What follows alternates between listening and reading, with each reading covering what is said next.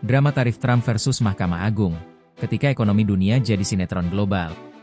Siapkan kopi, camilan, dan mood yang baik, karena kita akan menyelam jauh ke dalam perang tarif, politik internasional, dan bagaimana Indonesia harus berpesta, atau mikir keras. Ketika hakim menjadi bintang utama. Bayangkan ini. Di Washington DC, pada suatu hari yang tampaknya biasa, udara dingin, para burung gereja berkicau ringan, dan beberapa asisten hakim lupa di mana mereka meletakkan catatan rapat. Semua siap menyaksikan drama yang bisa mengubah peta perdagangan dunia. Masuklah sang aktor utama, Donald Trump, seorang mantan presiden yang dikenal suka gaduh di podium, mengacungkan mikrofon, dan membuat kebijakan perdagangan yang tarikannya lebih tajam daripada kontrak rebutan waralaba ayam goreng. Trump punya satu alat andalan, tarif impor besar-besaran, sebuah skenario yang ia yakini bisa menggoyang dunia. Tapi, bukannya dunia yang bergoyang, justru hukum di negaranya sendiri yang lebih dulu ngedance. Plot twist Mahkamah Agung. Pada tanggal 20 Februari 2026, sesuatu yang spektakuler terjadi.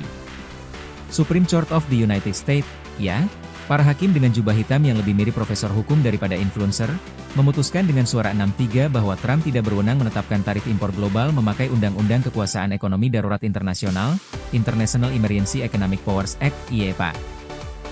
Kalau disederhanakan, Trump mencoba main tarif global sesuka hati, seperti main game open world, tapi Mahkamah Agung bilang, santuy, itu MAH bukan aturan mainnya. Dan karena itu, boom, kebijakan tarifnya dibatalkan. Bayangkan reaksi Trump seperti anak yang main Free Fire tiba-tiba disuruh main catur. Dia tidak hanya kecewa, dia marah besar, berteriak dari podium, bahkan menyebut para hakim dengan istilah tajam yang kalau disebutkan di sini malah bisa jadi trending topik medsos. Room reaksi tingkat 100, drama politik Amerika. Dalam pidato panasnya, Trump menyerang 6 hakim yang menyetujui putusan itu, termasuk beberapa yang ia tunjuk sendiri.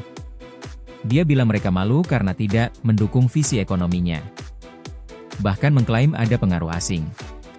Ya, Anda baca itu benar. Donald Trump menyarankan kemungkinan putusan itu dipengaruhi faktor asing tanpa bukti kuat. Ini seperti ketika seseorang kalah dalam game tapi malah menyalahkan Wi-Fi. Dampak global, atau drama global? Saat tarif global Trump dibatalkan, itu bukan hanya masalah tentang angka di dokumen hukum. Dampaknya menjalar ke seluruh dunia. Menurut organisasi dagang dan analis bisnis, keputusan ini menciptakan ketidakpastian besar bagi perusahaan global. Beberapa pihak mengatakan ini tidak banyak menyelesaikan masalah, karena Trump masih punya jalan lain untuk memberlakukan tarif melalui hukum yang berbeda. Bagi pelaku usaha di Eropa dan Asia, ini seperti ada tanda tanya besar. Tarif ini masih berlaku atau enggak? Tolong jangan bikin kita tebak-tebakan kayak main tebak gambar. Indonesia dalam drama dunia. Nah, ini yang paling seru buat kita. Apa artinya keputusan Mahkamah Agung itu bagi Indonesia? Tidak sesederhana bilang, alhamdulillah, kita bebas tarif, pompa konveti. Sebelum putusan, Indonesia sudah melakukan negosiasi dengan AS, yang memutuskan tarif timbal balik untuk produk Indonesia menjadi 19%, turun dari yang awalnya bisa mencapai 32%. Bayangkan kalau angka-angka ini adalah skor sepak bola. Dari 32-0, AS unggul, kini jadi 19-0, masih AS unggul, tapi, kita merasa lebih lega karena sempat dipukul telak. Presiden Prabowo Subianto sendiri mengatakan Indonesia siap menghadapi segala kemungkinan pasca putusan ini, dan tetap optimis bahwa kebijakan tarif yang telah dinegosiasikan bisa terus menjaga akses produk Indonesia ke pasar Amerika. Apa sebenarnya yang berubah? Kita perlu melihat angka-angka ini. Sebelum putusan, AS berencana mengenakan tarif yang sangat tinggi, hingga 32%, terhadap produk asal Indonesia yang diimpor Amerika. Setelah negosiasi, Indonesia dan AS sepakat tarif 19% untuk sebagian besar produk Indonesia.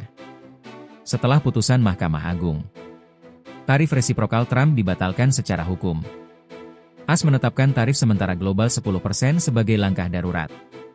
Jadi, angka yang aktual dipakai itu bukan lagi 19% tampaknya, melainkan 10%, setidaknya untuk sementara.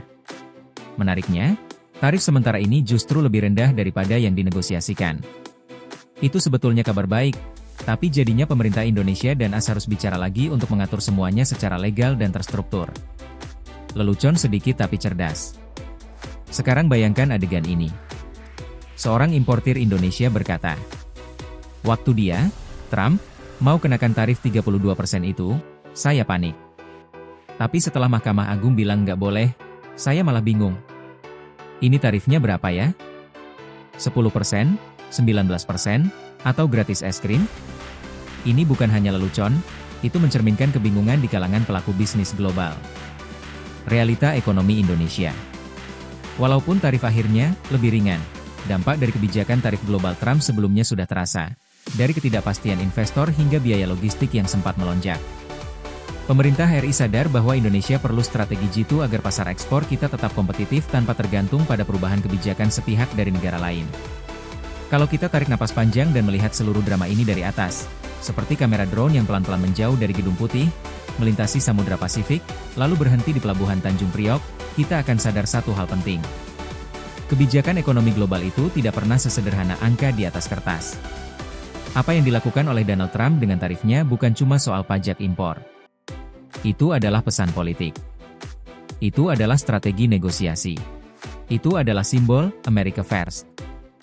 Dan ketika kebijakan itu kemudian dibatalkan oleh Supreme Court of the United States, pesan yang muncul juga bukan sekadar hukum menang atas presiden. Itu adalah penegasan bahwa bahkan kekuasaan setinggi apapun tetap punya batas. Dan di antara dua kekuatan besar itu, ego politik dan supremasi hukum, ada negara-negara lain yang ikut terdampak. Salah satunya, Indonesia. Satu, ini bukan sekadar tarif, ini soal kepastian.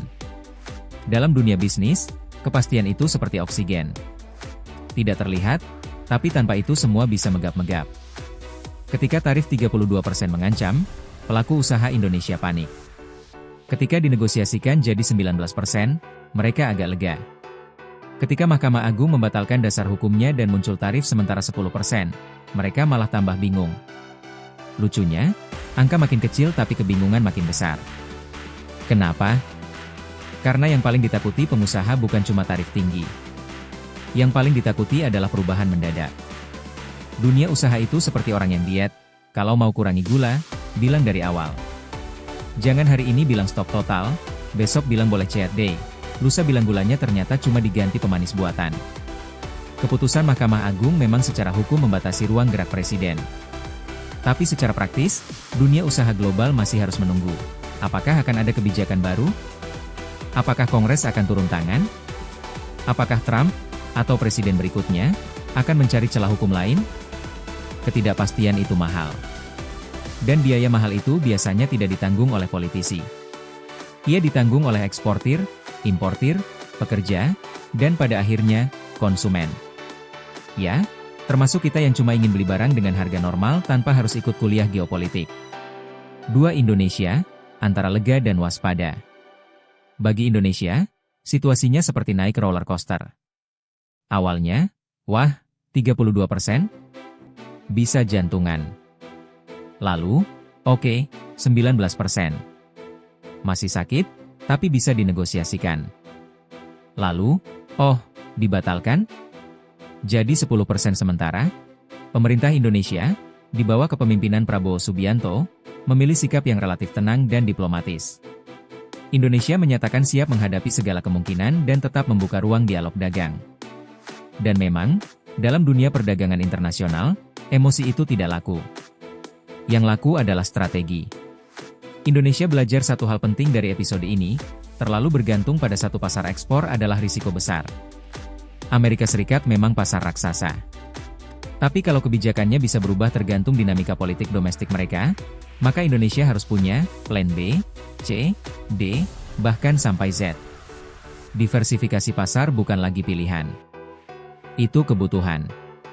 Kita perlu memperkuat hubungan dagang dengan Asia, Timur Tengah, Afrika, Eropa, bahkan memperdalam pasar domestik sendiri. Karena pada akhirnya, ketahanan ekonomi bukan cuma soal seberapa banyak kita bisa menjual keluar, tapi juga seberapa kuat kita berdiri saat dunia sedang ribut. Putusan Mahkamah Agung AS bukan akhir cerita. Itu hanya satu bab. Tarif mungkin dibatalkan.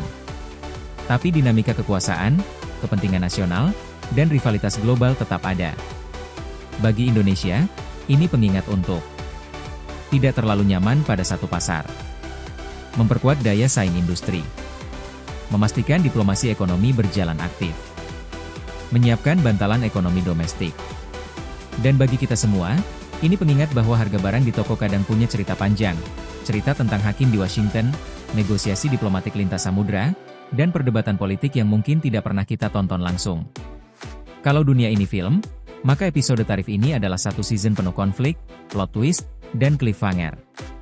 Tapi ekonomi global tidak pernah benar-benar tamat. Tidak ada tulisan, The End. Yang ada hanya, To Be Continued. Hari ini tarif dibatalkan. Besok mungkin muncul kebijakan baru. Hari ini pasar lega. Besok bisa tegang lagi. Dan Indonesia?